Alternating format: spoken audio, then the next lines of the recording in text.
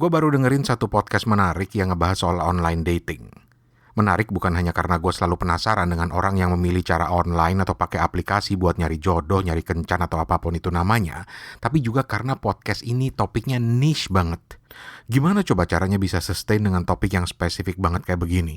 Gimana nyari topiknya, nyari narasumbernya yang pasti nggak mudah, dan lain sebagainya.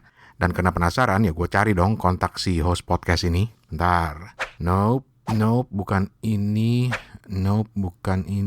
Ini nih kayaknya nih. Ida Umama, host dari I Think I Wanna Date You podcast. Yoi, ini. Ntar gue tinggalin pesan. Hey Ida, nama gue Rane dari Suarane Podcast yang ngomongin soal serba-serbi dunia podcast. You know what? I think I wanna date you on my podcast.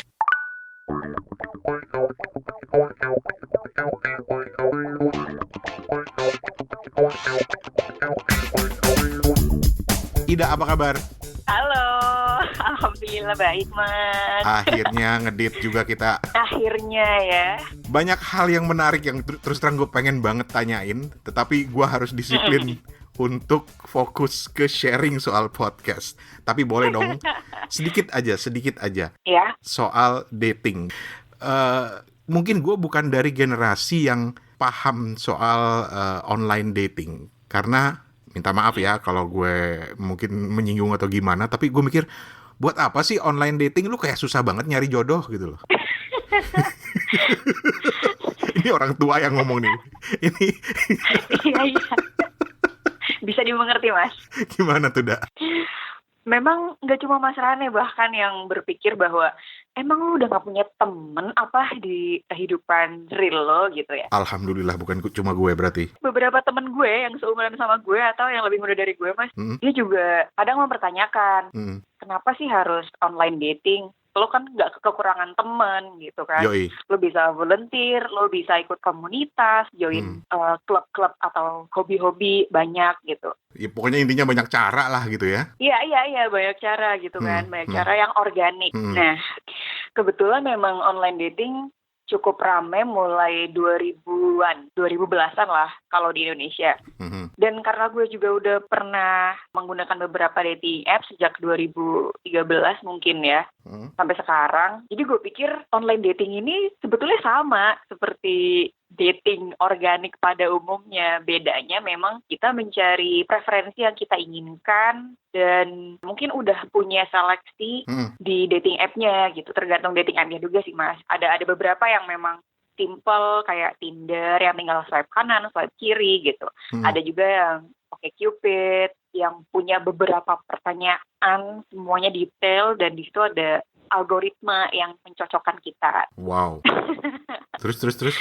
Nah, tidak bisa dimungkiri bahwa semakin kesini kan semakin modern juga. Yep. Dari segi teknologi, kemudian alat kebutuhan sehari-hari, masa untuk memenuhi kebutuhan naluriah manusia gitu, kebutuhan alami kita nggak bisa di onlinein gitu ibaratnya gitu kan. Iya sih. Cuma yang menarik dari sini ketika gue menemukan beberapa jurnal ilmiah yang mengatakan bahwa online dating ini adalah sebuah era baru yang akan dialami oleh manusia mau nggak mau. Oke. Gitu, mau suka nggak suka akan ada masanya.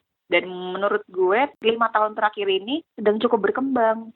Banyak sekali dating app yang mulai muncul. Iya loh, gue kaget loh Tinder ternyata udah ada di Indonesia. Oh, udah ada kantornya sekarang. Gila, keren. Oke. Iya, jangan salah Mas. Ya karena gue mikir, nggak mungkin Tinder masuk Indonesia. Ternyata masuk. Masuk. That's interesting. Yes. Oke. So, ya yang mau tahu lebih jauh ya wajib lah dengerin. Terutama yang tertarik untuk juga mau coba gitu ya online dating.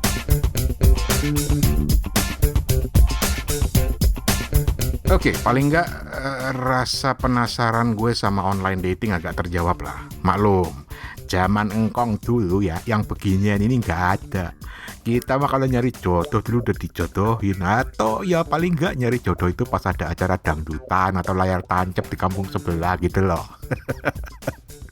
Tapi oke, sekarang mari kita fokus ke podcastnya. Dan ternyata menarik loh cerita Ida saat dia mengembangkan podcastnya yang niche ini, yang spesifik ini. Dan gue sendiri belajar banyak dari sini. Oh ya, sepanjang ngobrol nanti sesekali lu bakal denger bunyi ini. Tenang, itu bukan suara handphone lo. Itu cara gue buat nandain bagian-bagian yang menurut gue menarik. Dan kalau perlu, lu pause dan mundurin lagi buat dengerin ulang. Jadi, kita lanjut.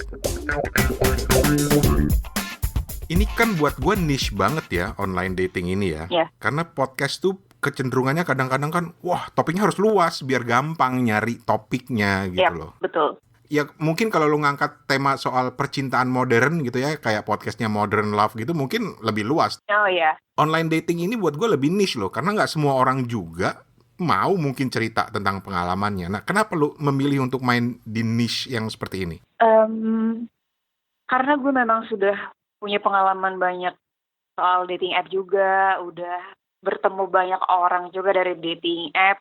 Dan gue sering sekali membagi cerita kencan gue tuh di Instagram. Oke. Udah sekitar 3 tahun terakhir lah gitu. Dan yang bikin gue kaget, ada beberapa DM yang masuk dari teman-teman, dari followers yang tidak gue kenal gitu kan. Yang mereka tuh langsung kayak, kayaknya kalau ini ditulis menarik deh, lu kumpulin terus jadi the date stories gitu kan. Karena cerita-cerita kencan lo nih seru-seru gitu kan.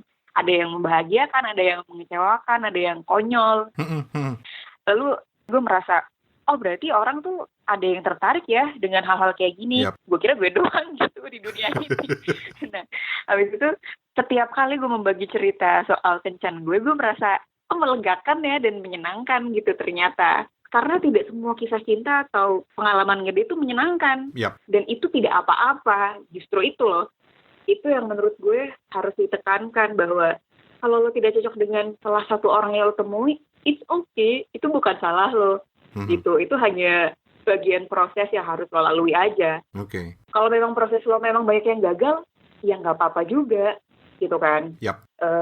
Lalu setelah itu ada kelas podcast yang dibikin sama Kaskus kan waktu itu kan. Yes. Dengan gue ikut kelas podcast Kaskus beberapa minggu, lalu gue jadi lebih mantap gitu mas.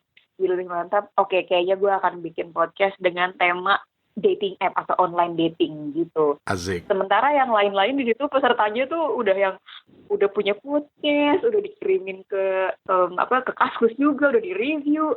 Gue berpikir kayak, waduh gue doang nih yang belum punya podcast gitu kan. Tapi gue nggak boleh cepet-cepet, gue nggak boleh gegabah, gue nggak boleh terburu-buru gitu kan. Gue selalu bilang kayak gitu ke diri gue.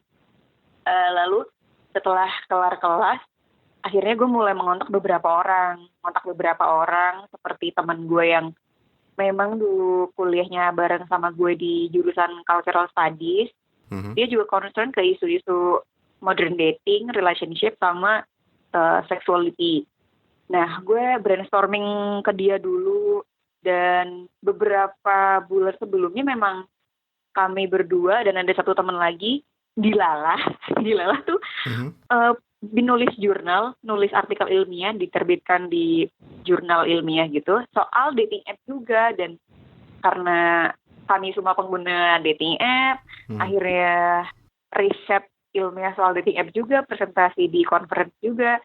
Jadi oke, kayaknya emang ada value yang bisa gue utarakan ketika gue bikin podcast online dating gitu. Gue brainstorming sama dia, sampai bikin mind map gitu di HVS. Gile. Gitu, pikir-pikir dating app, terus oke, sub tema yang bisa kita ambil apa aja. Terus hal-hal yang terkait dengan dating app seperti konten, kemudian keberanian perempuan gitu kan, misalnya menolak sesuatu gitu kan. Ya oke, jadi ada banyak ternyata gitu kan. Awalnya juga gue berpikir, wah ini segmented banget nih, waduh gila gimana nih ya, Ember. Kita nggak ada yang dengerin, ya kan. Gue pikir begitu, karena ini nggak seperti topik-topik yang lebih umum kayak buku, film, betul, atau horor gitu kan.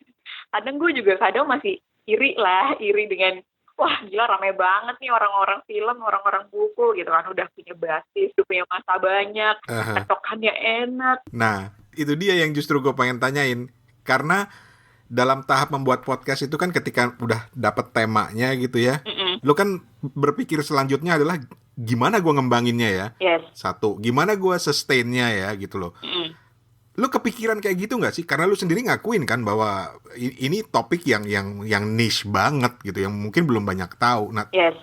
untuk menjamin ketersediaan topiknya itu sendiri, lu sempat kepikiran nggak sih? Karena itu kan beban loh sebenarnya buat podcaster itu. Makanya banyak yang lebih memilih topik yang luas aja biar gampang gitu. Jadi ketika gue brainstorming dan bikin mind map, itu salah satu cara gue untuk mengembangkan topik juga biar gak bosan. Misalnya kayak dengan topik ini gue bisa mengarah ke bahasan ini, berarti ada segmen ini. Ada 3 segmen nih. Meteor Match. Meteor Match tuh gue wawancara couples yang berhasil menikah. Oke, itu satu. Terus giliran gue tuh gue mau wawancara user dating app dari segala orientasi seksual. Oke, 2. Terus yang ketiga? Dating 101 ini kayak gue berbagi pengalaman gimana sih caranya survive di dating app gitu. Ada hubungannya dengan psikolog klinis, ada hubungannya dengan dating coach, segala macam. Nah, dengan gue membagi 3 segmen itu, gue mulai meraba-raba kira-kira kalau segmen ini siapa yang bisa gue hubungi, siapa aja yang bisa gue ajak untuk rekaman, itu udah muncul sih, Mas. Dan cara-cara untuk bikin ini sustain itu yang cukup menantang bagi gue. Itu dia kan. Oke, gue udah dengerin semua episode lo, Ida. Wow, makasih Mas Rani. Dan gue mikirnya gini, nggak gampang lo nyari orang-orang ini. Misalnya ada narasumber lo yang dapat jodoh gitu ya, akhirnya jadian gara-gara dating app. Berapa orang sih gitu loh? Atau lu nyarinya di mana gitu loh? Itu hal-hal kayak gitu tuh, lu gimana sih dapetinnya gitu loh? Jadi ini pertanyaan sejuta umat, Mas Rani. Gue tuh dapat narsum dari mana sih? Apakah gue mencari sendiri di dating app gue gitu? Yoi. Dilalah juga nih.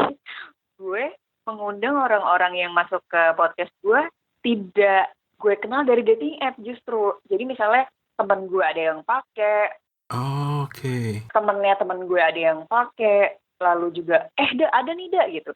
Dan alhamdulillah karena teman gue di mana-mana, jadi selalu ada yang suggest gitu. Tiba-tiba ada DM masuk, ada japri masuk, gitu. Coba di ini coba ini.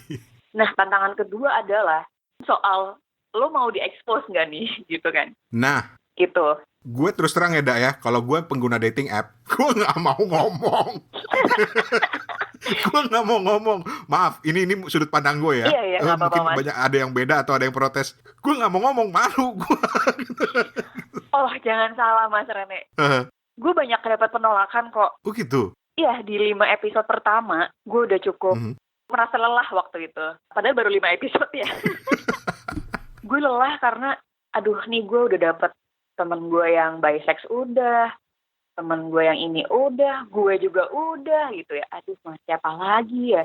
Gue sampai bikin beberapa akun di dating app yang bisa bukan gue palsukan ya, gue cantumkan bahwa gue lesbian, bahwa gue queer, untuk mendapatkan orang-orang yang serupa juga, yang orientasi seksualnya sama gitu. Wow. Gue sampai kayak gitu, dan jujur lebih sulit menemukan orientasi seksual yang berbeda, maksudnya yang non heteroseksual tuh lebih sulit.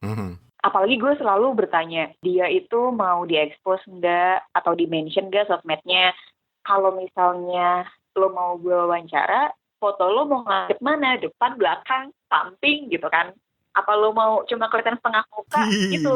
Gue sepakatnya sampai segitunya. Wow. Karena tidak ingin menggugah hak-hak pribadinya dia juga kan, karena kan gue tidak memanfaatkan mereka, tapi gue hanya ingin mereka membagikan pandangan mereka tentang hal-hal yang belum gue tahu dan teman-teman pendengar tahu gitu. Nah, terus penolakan juga datang dari hal-hal yang biasa, maksudnya kalau yang non heteroseksual kan mungkin belum coming out, terus belum siap gitu. Nah, ini ada beberapa teman gue yang menikah dari dating app, lalu dia aktif sekali di sosial media. Ketika gue hubungi nih mas, terus gue tawarin masuk podcast, dia nggak mau. Sebab? Alasannya, wah makasih deh, kayaknya cerita atau proses ketemuan gue dengan suami atau istri gue ini cukup menjadi konsumsi pribadi aja, tidak untuk dibagi. Oke. Terus kayak, apakah ini rasanya ditolak? Gue bisa merasakan itu sebagai seorang laki-laki. Satu. Dan sebagai seorang mantan jurnalis tuh nggak enak ditolak emang. Iya, ya meskipun kita sama-sama tahu ya, setiap orang punya pilihan, setiap orang punya haknya gitu. Ya, itu penolakan-penolakan yang sering gue dapatkan. Dan tantangan berikutnya adalah memilih narsum yang masuk ke podcast gue. Karena untuk memilih pengguna dating app kan banyak ya, kayak kacang rebus gitu sekarang masalahnya banyak banget. Tapi gue juga punya kurasi pribadi, punya seleksi pribadi. Jadi gue tidak serta-merta mengajak dia terus dia mau terus ayo. Tapi gue tanya-tanya dulu, gue ajak ngobrol dulu, gue kulik-kulik dulu. Kurasi lu itu apa sih kategori lu ketika lu melakukan kurasi orang-orang yang akan lu ajak? Biasanya gue akan bukan ngajak dating ya, maksud gue ngajak jadi podcast. Apa ikut di podcast? Ngajak dating. Iya, kalau untuk ngajak bergabung atau gue wawancara di podcast tuh biasanya gue akan mempertimbangkan yang pertama cerita dia unik atau berbeda atau enggak dari yang lain. Cara-cara dia menjawab pertanyaan gue membosankan atau enggak. Aduh, gue memang banyak tolak ukur gitu ya, jujur. Karena akan bosan pendengar tuh kalau misalnya, ya elah ini lagi, emang apa bedanya gitu kan.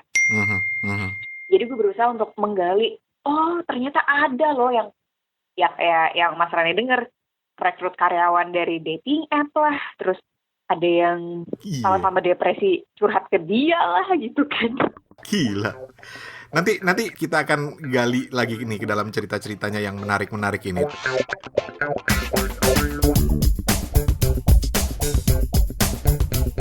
Gila kan?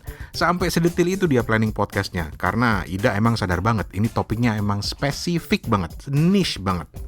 Nah terus gimana prosesnya ketika udah mau mulai bikin satu episode? Terus gimana promosinya supaya podcastnya dikenal banyak orang? Terus juga akan ngebahas alat apa sih yang dia pakai? Kita lanjut dengerin. Tapi sebelum itu, teman-teman, promo dikit. Kalau lu suka podcast ini dan lu pikir bermanfaat, terus ya ada lebihan rezeki lah ya di GoPay lo atau di OVO lo ya, saldonya masih ada lebihan dikit, ya boleh lah traktir gua ngopi di karyakarsa.com/suarane. karyakarsa.com/suarane. Ya murah lah. Cuma ngopi-ngopi levelan warung kopi Indomie di gang depan rumah lo itu. Oh ya, Karya Karsa ini adalah wadah buat dapetin support bagi para konten kreator ya, termasuk gue juga, dan gue sendiri lagi nyiapin bentuk-bentuk dukungan atau support lain yang mungkin bermanfaat langsung buat lo. Ya sementara ini sih supportnya masih sekedar buat neraktir kopi gue aja dulu. Ya insya Allah akhir bulan ini akan ada bentuk dukungan baru di Karya Karsa buat lo teman-teman Suarane Podcast. Oke, kita lanjut lagi.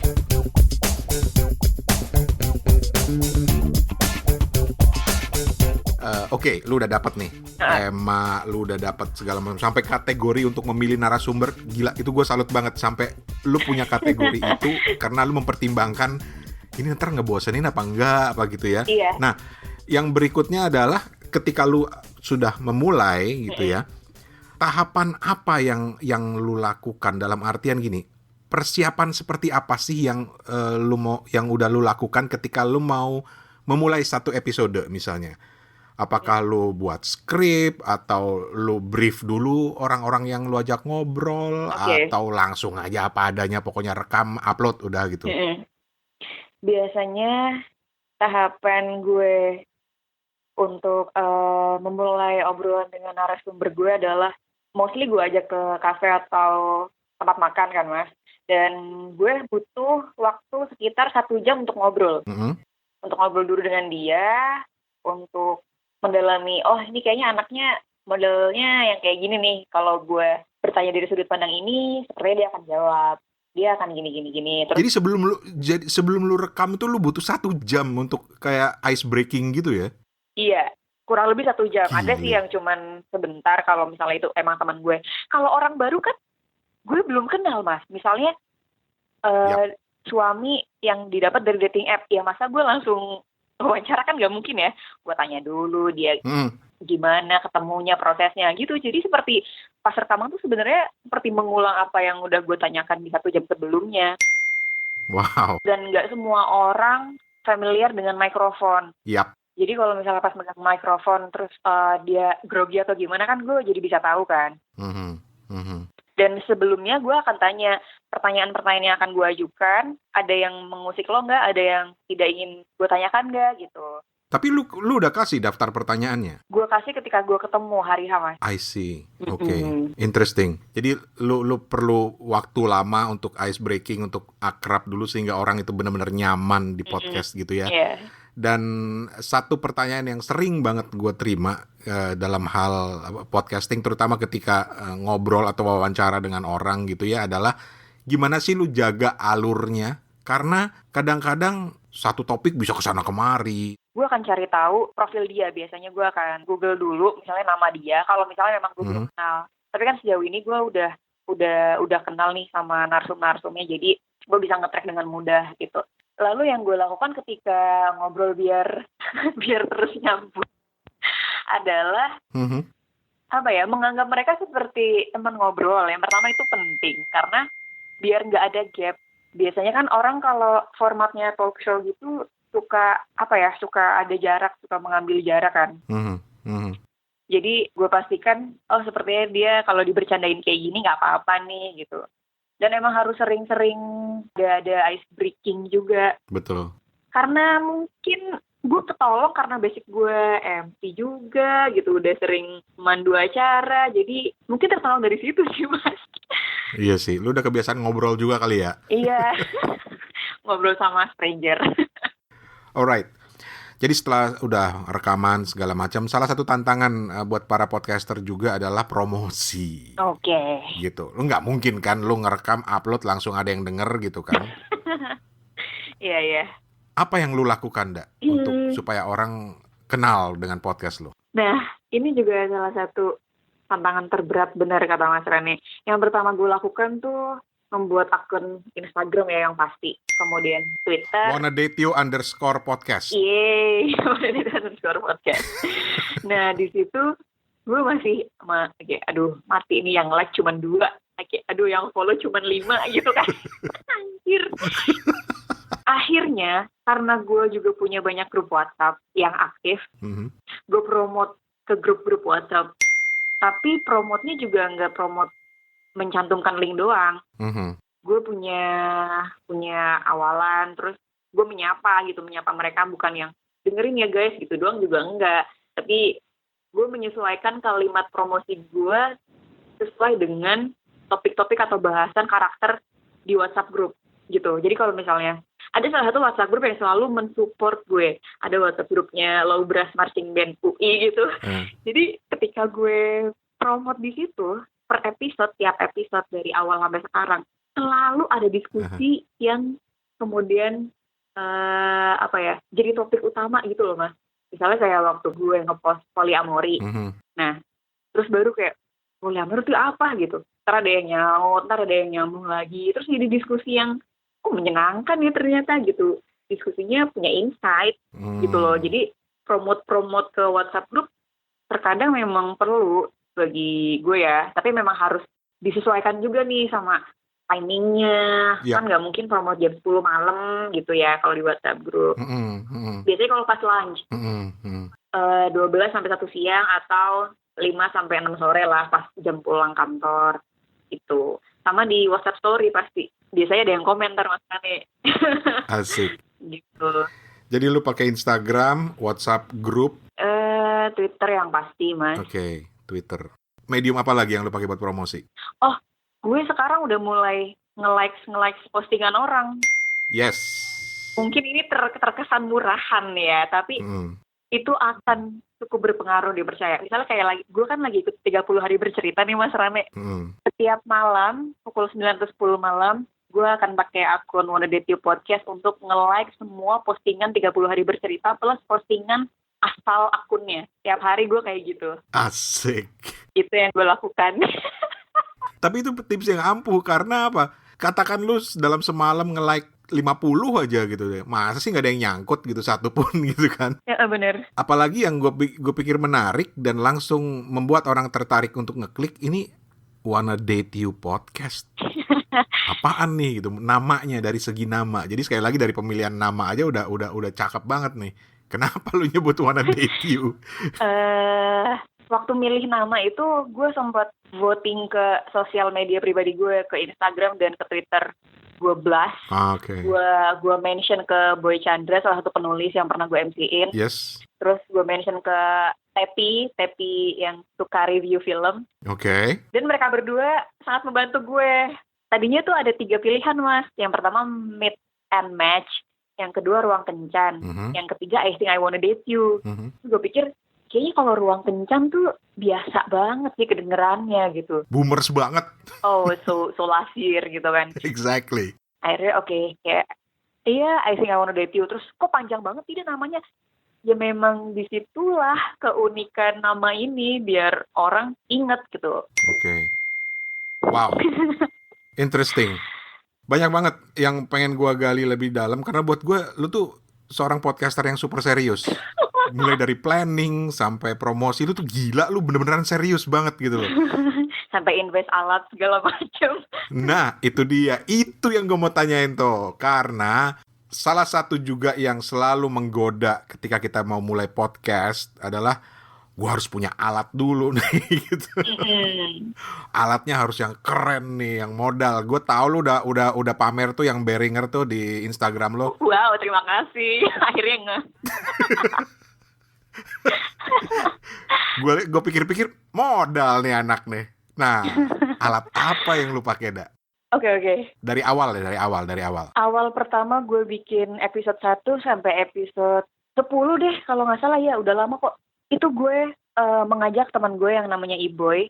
Dia punya alatnya, dia punya sound card yang 2 channel, yang 4 channel gitu kan. Karena kebetulan memang dia sudah banyak berkecimpung di dunia musik dan per sound engineering-an gitu. Asik. Dia menyanggupi, akhirnya dia juga ya udah nanti pakai alat gue. Jadi ntar kalau mau rekaman gue datang, kalau datang narsum datang, kita janjian gitu kan, 3 pihak. Oke. Dia punya alatnya dan alatnya juga Focusrite ya, lebih mahal dari Behringer gue. Wow, Focusrite. Iya, karena dia dulu suka ngiringin gue kalau misalnya pas gue nyanyi manggung gitu. Jadi udah punya chemistry lah ya, udah tahu preferensi gue juga. Dan pada suatu waktu gue kesulitan mencari jadwal, apalagi kalau couple. Kalau couple suaminya bisa, istrinya nggak bisa gitu.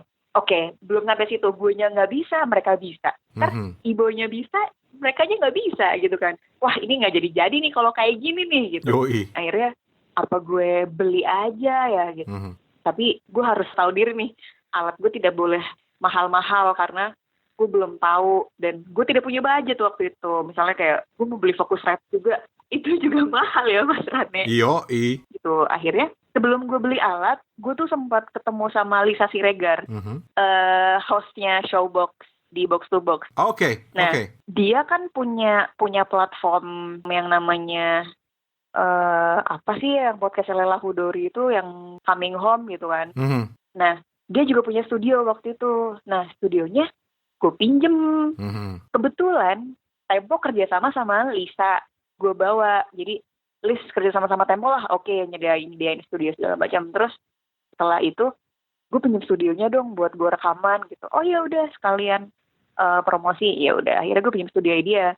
Cuman sekali. Nah setelah itu ternyata susah juga nyocokin jadwal sama Lisanya, sama project manager Lisa juga kan yang megang kunci dan alat segala macam. Gue pikir gue harus mandiri nih kalau kayak gini caranya. Kalau mau seminggu sekali, akhirnya gue sadar kalau gue harus punya alat itu Mas. Oke.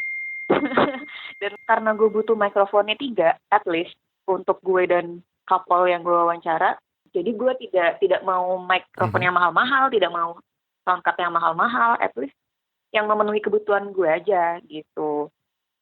Jadilah gue memilih Behringer dan mikrofonnya apa ya kemarin, XM 8500 Behringer juga. Nggak murah loh. Jadi itu tadi ya, Behringer sama set mikrofonnya gitu ya. Untuk editing lo pakai apa? Gue merekamnya di Audacity kalau gue rekaman. Setelah itu gue kirim ke temen gue yang namanya Iboy untuk diedit sama dia. Dia ngeditnya di Adobe Audition. Lu enak bener sih. Ada yang ngeditin. Alhamdulillah ya Mas Rane. Oke. Panjang Mas Rane prosesnya. Panjang emang. Nah, ketika lu sudah invest yang ya silakan deh, kalau lagi ada yang dengerin ini lu Google aja sendiri itu semua alat-alat, lu akan tahu berapa harganya gitu ya. ketika lu udah invest, gue nggak berani bilang pasti, tapi ketika lu udah invest, besar kemungkinan lu akan berpikir untuk balik modal dong, Da. Iya. Lu udah kepikiran belum sih? Gue tidak pernah terpikir, karena gue pikir gue harus melakukan apa yang gue suka aja. Oke. Nah, waktu itu karena gue sempet down juga, dan akhirnya ada beberapa orang yang mensupport gue, kayak, lo tuh bikin podcast biar followers lo banyak dan lo dibayar, apa emang lo suka gitu kan, dikasih pertanyaan itu.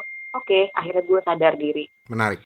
Nah, ternyata alhamdulillahnya beberapa minggu lalu habis ada yang ngajakin kerja sama profesional di salah satu platform namanya Penyu FM. Oke. Itu juga dia minta konten eksklusif, kemudian ada MOU-nya juga. Oh, oke, it's getting serious. Oke. Jadi akhirnya ini yang nge-boost energi gue juga, Mas, untuk terus membuat konten gitu. Oke. Gue pikir belum ada podcast dating di Indonesia ya, yang khusus membahas online dating, maksud gue. Karena di luar Indonesia sudah banyak, Mas.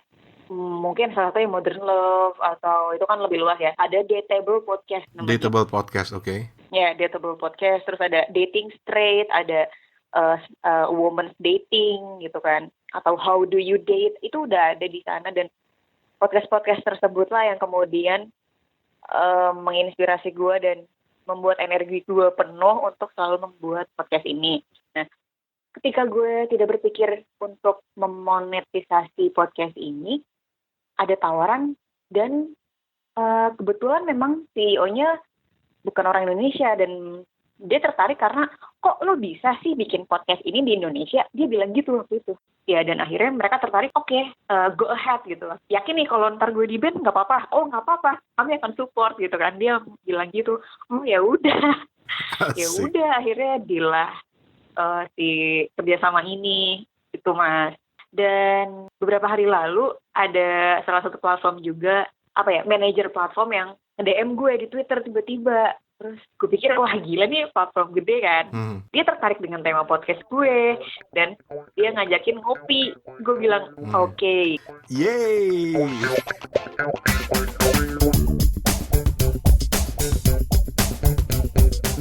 Keren banget. Wanna Date You podcast ini termasuk baru loh, tapi udah dilirik banyak orang. Dan semoga yang ngajak ngopi barusan, yang kayak diceritain Ida tadi, mudah-mudahan dia punya penawaran lebih dari sekedar ngopi ya, Da. Asik. Ya, sekarang kita ngobrolin episode Wanna Date You podcast apa sih yang paling berkesan buat Ida, si hostnya, dan juga buat gue. Beberapa episode ada yang gue suka banget. Terus, apa saran dia buat yang pengen memulai podcasting? Kita dengerin lagi.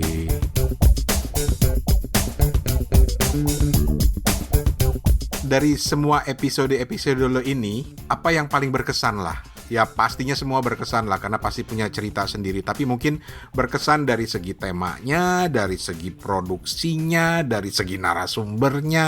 Oke, yang tidak gue lupakan adalah episode pertama, yang mana gue harus rekaman sama couple yang menikah dari Tinder. Gue harus ke tempat kerjanya jam 11 malam. Dan gue saat itu belum mendapatkan hasil voting nama podcast gue. Widih. Jadi waktu itu suaranya berimbang tuh antara Ruang Kencan dan I Think I Wanna Date You. Sampai akhirnya take pertama membuka gitu, halo dan segala macem. Oke, namanya ini. Udah di situ tuh memutuskan namanya, terus deg-degan. Meskipun gue sering manggung atau sering MC, gue gemeteran waktu itu karena, ini podcast dan ini baru pertama, gue nggak tahu ini gue harus gimana. Lalu waktu itu gue merasa cukup kaku karena kok jadi kayak talk show-nya Mata Najwa gitu yang nggak santai gitu kan. Kalau mau ketawa juga agak jayus gitu, takut garing. Terus episode 1 itu gue mengulang part gue di hari lain. Wow, dan lu harus sinkronkan itu dengan jawaban-jawaban mereka ya? Iya, itu aneh banget sih tadinya. Terus kayak, gue bersyukur punya Iboy yang membantu edit. Tolong nanti Instagramnya Iboy di mana? Oh iya, @interjeksi. Serius dikasih @interjeksi. Oke, jadi lu harus retake semuanya karena suaranya jelek waktu itu atau gimana? Karena jadi waktu itu mic-nya cuma 2, gue pakai clip on. Itu jelek banget, Mas. Jomplang banget. Gue pakai clip on, terus ngerekamnya di iPhone. Waktu itu channelnya cuma 2. Aduh, bingung banget deh. Ada lagi yang berkesan, yang tak terlupakan? Kalau gue pribadi ya. Ada satu. Gue pribadi, nih sebelum lu share satu lagi, tapi gue pribadi gue suka banget episode yang lu wawancara sama Tari. Tak semua orang cocok dengan dating app judulnya. Karena dari segi temanya gue suka, karena itu menjawab pertanyaan bahwa emang bener nggak semua gitu, termasuk gue gitu kan. Oh iya. Dan cara ngobrolnya buat gue tuh lu udah bener-bener kayak ngobrol, nggak kayak mata najwa tadi kalau pakai istilah lo gitu loh. Dan satu lagi ya itu tadi yang bener-bener gue nggak duga, sampai ada orang yang cerita bahkan dia bisa dapetin karyawannya dia scouting talent itu justru dari dating app. Itu anak gue saking penasaran sampai gue Google loh profile. Mantap memang Mas Rane. Gue penasaran, ini siapa sih ini orang? Kalau nggak salah vokalis juga kan? Apa anak band atau gimana gitu? Vokalisnya Selat Malaka, band indie. Itu dia. Itulah keberhasilan lu bikin gue penasaran. Itu 2 ya. Nah kalau lu apa satu lagi yang nggak terlupakan lah? Mungkin kalau dari segi cerita dan segala macam pasti menarik ya semuanya. Nah, yang gak gue lupakan adalah ketika gue kali pertama rekaman tanpa E-boy. Itu, aduh, gue keringet dingin Mas Rane. Karena lu biasa dibantuin ya. Iya, biasa dibantuin, biasa ibu yang dengerin hasil suaranya, yang ngontrol lewat headphone gitu. Gue di situ kayak, oke, keep cool, tetap tenang. Dengan lu sekarang lebih banyak menetap di Tegal, gimana caranya lu ngatasin untuk ngobrol atau ketemuan dengan narasumber lu? Atau emang lu bolak-balik Jakarta? Kebetulan Desember kemarin gue udah nabung episode 4. Nah, tips keren lagi tuh, nabung episode. Lanjut. Jadi seminggu bisa rekaman 4-5 kali itu. Jadi setelah gue pulang, gue tinggal ngepost. Nah, rencananya memang gue akan rutin ke Jakarta setiap sebulan sekali. Gitu, entah di Jakarta seminggu, entah di Jakarta lebih dari seminggu, untuk khusus merekam merekam korban-korban. Sumpah lo niat banget, sumpah lo keren banget dah. Sampai sebegitu ya, gila keren banget. Itu udah, gue rekaman sama ini, udah ada listnya tuh Mas. Dan udah ada appointment-nya segala macam, keren. Udah bikin appointment, dan gue bilang nyokap gue bilang gak apa-apa, silakan, ya wes, lanjut. Ada 2 orang yang pengen gue cari setelah wawancara ini. Siapa tuh? Ibu sama nyokap lo. Asik banget gitu lo nyokap lo.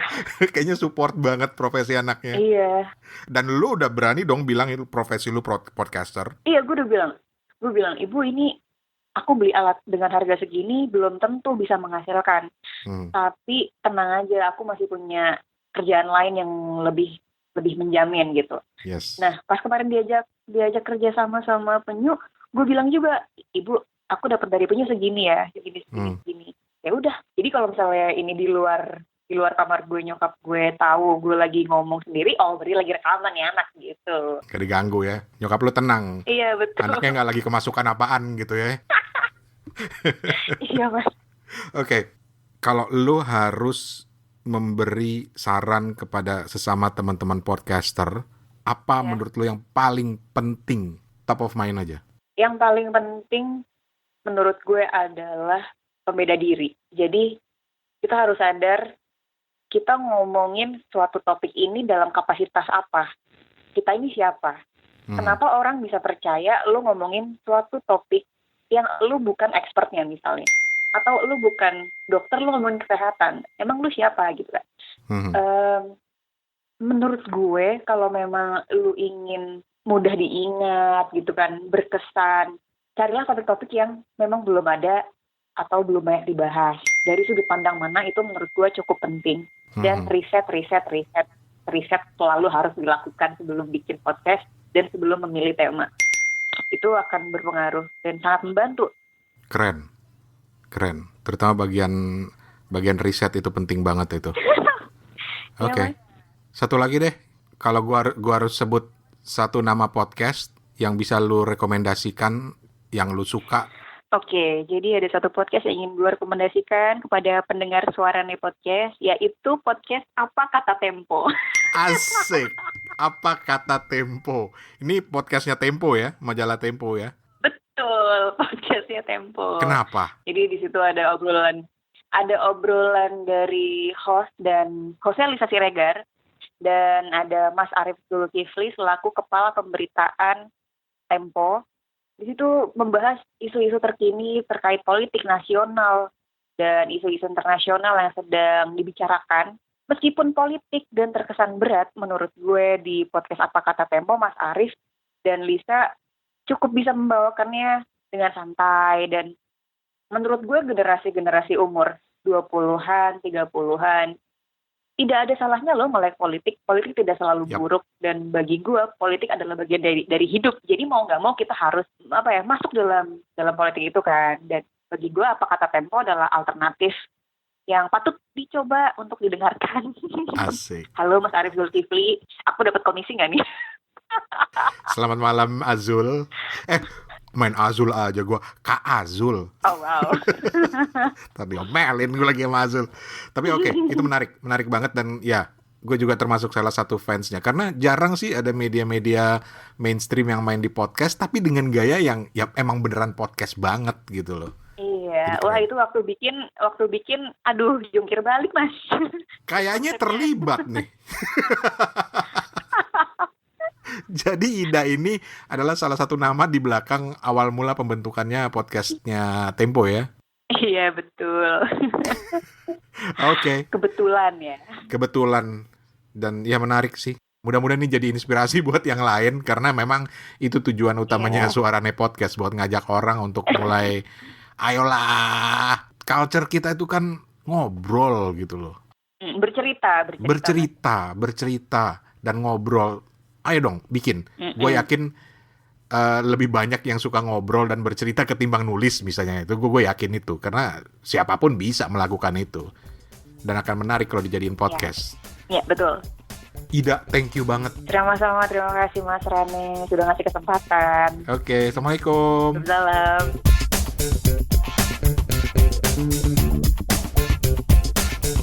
Oke guys, that was Ida Umama, host dari I Think I Wanna Date You podcast. Cari aja di Spotify atau follow Instagram dan Twitternya Wanna Date You podcast. Sukses buat Ida. Dan sekali lagi buat lo yang mau support podcast ini, gampang banget, simple banget caranya. Traktir aja gua ngopi di karyakarsa.com/suarane. karyakarsa.com/suarane. Dan sekalian gue juga mau ngucapin makasih banget buat support terbaru Suarane Podcast. Ada seseorang yang tidak mau menyebutkan namanya, dia cuma nulis XXX aja gitu. Hey XXX, makasih ya siapapun lo. Ada juga namanya Heho. Ini bukan nama sebenarnya juga nih. Hey Heho, makasih banget. Ada Ardan, bro. Makasih banget. Dan terus ada Aris sama Fadil yang udah duluan support. Makasih sekali lagi. Pokoknya gue doain rezeki lo beratus kali lipat lagi. Amin. Oh ya, ada bentuk dukungan baru yang lagi gue siapin di Karya Karsa. Insya Allah akhir bulan ini, ditunggu aja. Semoga bisa bermanfaat juga buat lo. Bukan sekedar support aja, tapi juga ada manfaatnya buat lo. Sementara buat yang ada pertanyaan, komentar, dan lain-lain, email aja gue di suarane@gmail.com, suarane@gmail.com, atau ke WA atau WhatsApp 0878505012. WhatsApp doang ya, atau voice note doang ya, jangan telepon. Roaming cuy, di Bangkok. Di Instagram juga bisa DM aja gue di Suarane Podcast. Jangan lupa cari dan subscribe podcast ini, Suarane Podcast, di aplikasi podcast apapun yang kalian pakai di HP kalian, atau mainlah ke website di suarane.org. Dan akhirnya dari Bangkok, Thailand, gue Rane Hafid pamit. Sampai ketemu, terus dengerin Suarane Podcast. Assalamualaikum. Kapun ka.